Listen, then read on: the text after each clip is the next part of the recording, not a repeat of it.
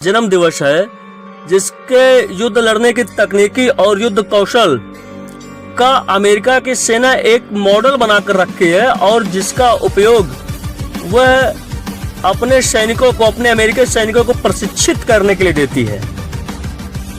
जिसमें युद्ध शैली, जिसके युद्ध लड़ने की शैली को द्वितीय विश्व युद्ध में भी अपनाया गया, जो अपने जीवन में एक भी युद्ध नहीं हारा, जिसने तत्कालीन मुगल बादशाह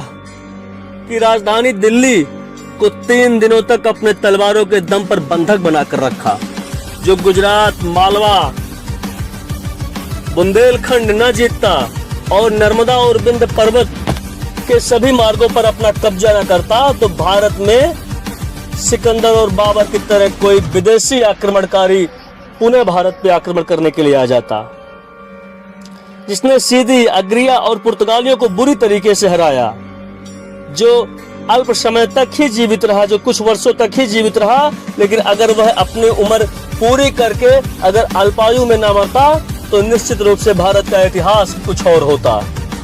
जिसने अपने तलवार के दम पर ग्राम से लेकर नगर तक, अटक से लेकर कटक तक, खाड़ी से लेकर पहाड़ी तक और कश्मीर से लेकर के कन्याकुमारी तक भारत भूमि के 70 से 80% भूभाग को अपने तलवार के दम पर अपने प्रभाव में ले लिया था। उस महापराक्रमी अपराजय योद्धा का नाम था श्रीमंत पेशवा बाजीराव बल्लाल भट्ट। अगर हमें व्यक्तिगत परिचय की बात करें तो श्रीमंत पेशवा बाजीराव बल्लाल भट्ट 6 फुट ऊंचे थे। उनके 4 घोड़े थे, नीला, गंगा, सारंग और औलख। पेशवा बाजीराव बल्लाल भट्ट जी के माता का नाम राधाबाई तथा पिता का नाम बालाजी विश्वनाथ पेशवा था। उनके छोटे भाई का नाम श्रीमंत चीमाजी अप्पा, जो एक बड़े योद्धा होने के साथ साथ कुशल रणनीतिकार और एक बड़े सहयोगी भी युद्धों में हुआ करते थे, पेशवा बाजीराव बल्लाल भट्ट के। 18 अगस्त 1700 ईस्वी में श्रीमंत पेशवा बाजीराव बल्लाल भट्ट का जन्म हुआ था और 19 से 20 वर्ष की आयु होते होते वो मराठा साम्राज्य के पेशवा बन गए थे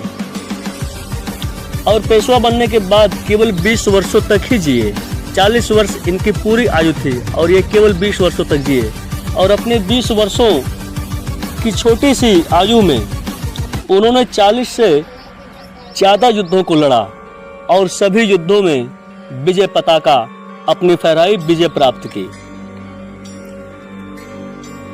श्रीमंत पेशवा बाजीराव बल्लाल भट्ट एक ऐसे योद्धा थे जिनके अगुवाई में मराठों की सेना, एक पहले ऐसे योद्धा थे जिनकी अगुवाई में मराठों की सेना ने नर्मदा नदी को पार किया था। इनके अगर कुछ युद्धों का अगर हम वर्णन करें और नजर डालें तो सन 1724 में श्रीमंत पेशवा बाजीराव बल्लाल भट्ट ने मुवारिज खान को परास्त किया। सन 1724 से 1726 तक मालवा तथा कर्नाटक पर अपना प्रभुत्व स्थापित कर लिया। सन 1728 में पालखेड़े में महाराष्ट्र के परम शत्रु निजाम उल मुल्क को पराजित किया। सन 1728 ईस्वी में ही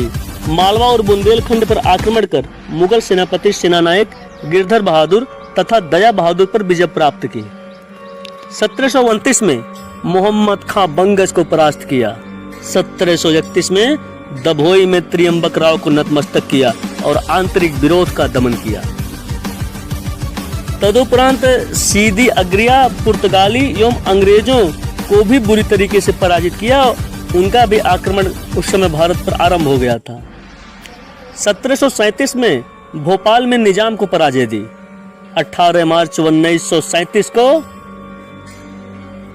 पेशवा ने दिल्ली की घेराबंदी कर ली और मुगल बादशाह पेशवा के भय से लाल किले के कोने में जाकर छिप गया और अपने एक विश्वस्त सेनापति मीर हसन की अगुवाई में 8 से 10 हजार सैनिक देकर के पेशवा बाजीराव के ऊपर आक्रमण करने के लिए कहा, लेकिन 500 घुड़सवारों की सेना के साथ पेशवा बाजीराव बल्लाल भट्ट उसमें दिल्ली में मौजूद थे और 8 से 10 हजार सैनिक की सेना लेकर आने वाले मीर हसन को बुरी तरीके से पराजित कर भगा दिया और 3 दिनों तक अपने तलवारों के दम पर दिल्ली पर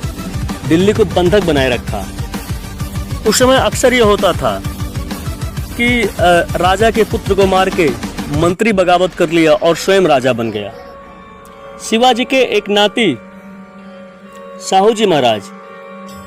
को अगर पेशवा चाहते तो निश्चित रूप से चुनौती दे सकते थे अपनी गद्दी के लिए, लेकिन शिवाजी के नाती साहूजी महाराज को बिना किसी चुनौती के पेशवा बाजीराव बल्लाल भट्ट ने गद्दी पर बैठाया। सन 1740 के पहले श्रीमंत पेशवा बाजीराव बल्लाल भट्ट भारत के लगभग 70 से 80% भूभाग को अपने प्रभाव क्षेत्र में ले चुके थे और मराठा साम्राज्य का जो स्वप्न छत्रपति शिवाजी महाराज ने देखा था उसको बहुत हद तक श्रीमंत पेशवा बाजीराव बल्लाल भट्ट ने पूरा भी कर दिखाया था। लेकिन सन 1740 ईस्वी में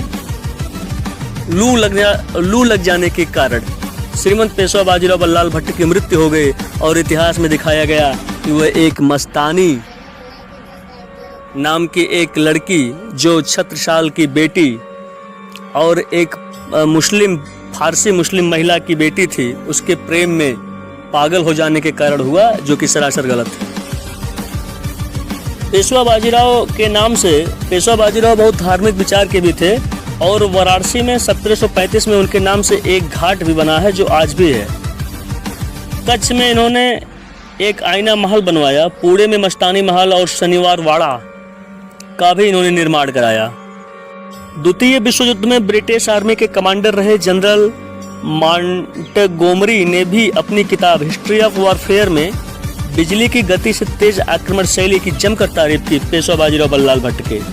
और बाद में यही आक्रमण शैली द्वितीय विश्व युद्ध में अपनाई गई। उस समय राजाओं के बराबर बैठता और जब पेशवा किसी दूसरे राज्य में जाते थे तो एक पेशवा होते हुए भी उनका सम्मान राजा की तरह होता था, लेकिन कभी भी इस सम्मान को स्वीकार नहीं किया। मेवाड़ में भी मेवाड़ के महाराणा का भी सम्मान उन्होंने मराठा साम्राज्य के पेशवा के बराबर ही सम्मान किया। कभी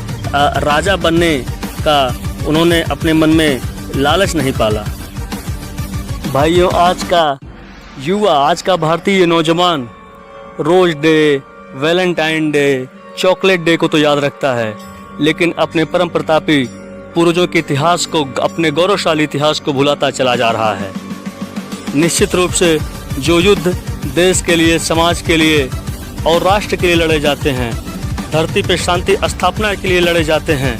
अगर ऐसे युद्धों को और ऐसे योद्धाओं को वह समाज अगर भुला देता है तो उसके आने वाली नस्लों में योद्धा नहीं कुकुरमुत्ते पैदा होने लगते हैं और अंततः